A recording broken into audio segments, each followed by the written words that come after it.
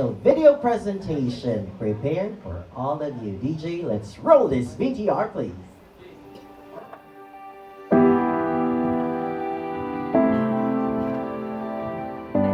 My Pearl, mahal ko. I don't have much time to write my vow, so let me read to you the letter I wrote back in 2020. My beloved and beautiful girlfriend, mahal ko, my Pearl, I am blessed to have you as my special someone. And I thank God for giving me you as my girlfriend and as the Lord will someday to be my wife. Thank you for loving me and giving me a chance to love you. Thank you for your patience and understanding. I'm sorry for at times I'm not a good boyfriend. During pandemic, parang hindi ko siya lagi nakakasama. Yung mga panahon na na distracted ako, yung panahon na nanlalamig kami, ako especially, na ako mismo sa sarili ko, I feel down, na ako mismo wala na akong tiwala sa sarili. Kahit pangarap, nahihirapan ako mangarap, hindi ko nga alam na magsi-CPA ako, ganun. Ba't hindi ako bumitaw? Plain lang yung sagot. Kasi, alam ako kayak. Plain lang kasi, kasi mahal ko siya, ayun. Hindi yun ganun kababaw para lang, dahil lang doon sa ganong reason, maghiwalay kami. I believe na yung nangyari that time is temporary lang. Testing yun ng Panginoon kung paano kami in the future. Kung paano kami kakapit, paano kami mananalangin sa isa't isa, paano kami makakasurvive.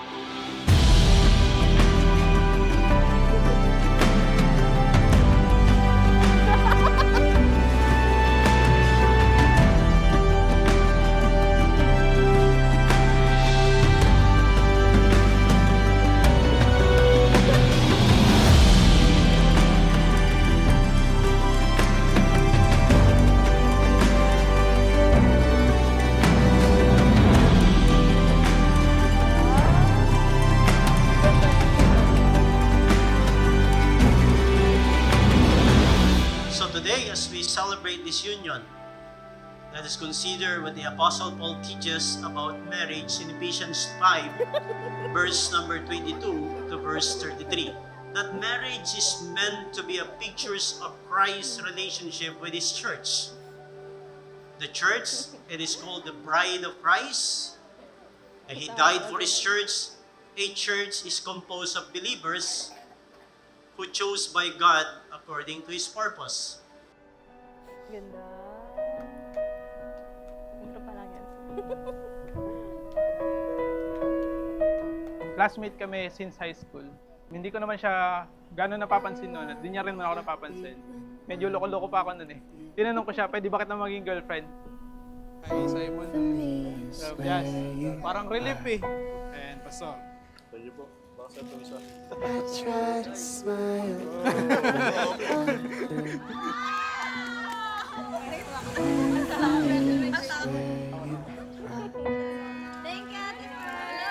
Lagyan ko dapat hindi ko siya in-expect kasi mata pa namin. Parang ang nasa isip ko lang na mag-aral. Very unexpected talaga. Sabi niya, pwede bang manligaw? So, sabi ko, ganon lang yun nasa isip ko. Parang, hindi, ganyan. After nun, naging magkaibigan lang kami, naging mag-best friend. Then college, ayun na, classmate pa rin kami. Although, andun yung parang pag-ask ng ligaw. Pero, yun nga lang, lagi ako nag-reject. Matagal na paghihintay. Kumbaga, yung prayer pinanalangin talaga. I'll be happy to I'm with you. Home for me is where you are.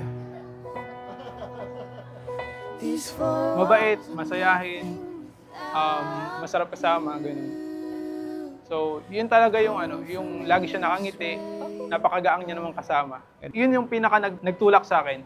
Kasi kung kasama mo siya, hindi mabigat sa pakiramdam, parang there's always something na dapat pasalamatan, ganun.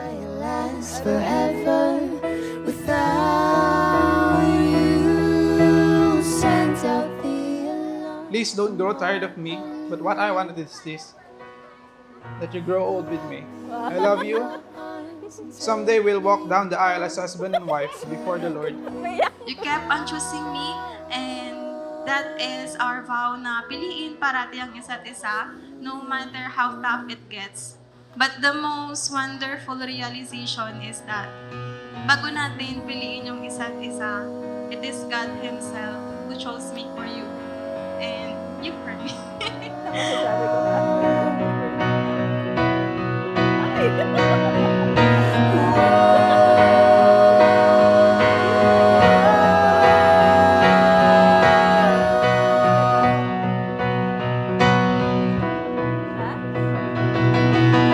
Since I feel lost, I'm all alone. Wrap me in your arms and take me home. Take me home. Take me home. Take me home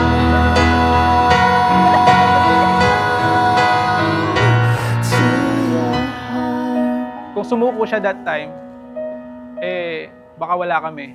Baka lost pa rin ako. Hindi ko alam yung ano yung ibig sabihin ng commitment. Siya yung talagang parang nagtutulak sa akin na hindi dapat ganun. Siya yung nagtuturo sa akin. Although ako dapat bilang lalaki nagtuturo sa kanya. Sa kanya ko natutunan yung commitment. Totoo man.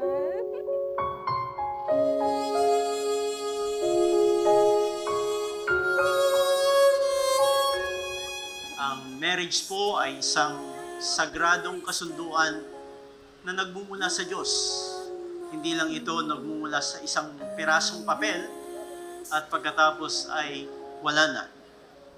So it emphasizes the eternal and sacred nature of the commitment. What he planned to do. His plan was for me to find you. So here I am, trusting in. At tulad ng isang pastol sa Psalms 23, I will be a good shepherd sa bubuoy nating pamilya. I will be a good husband to you. A good father sa ating magiging 12 anak. Mahal ko, by the grace of our God, I promise to provide for you and our family. I promise to protect you, to always look after your health and happiness, not just physically but also spiritually. I promise to cherish, celebrate, and adore you in this lifetime. I love you. This journey with God, let us praise Him together. Serving as one, let us look towards heaven.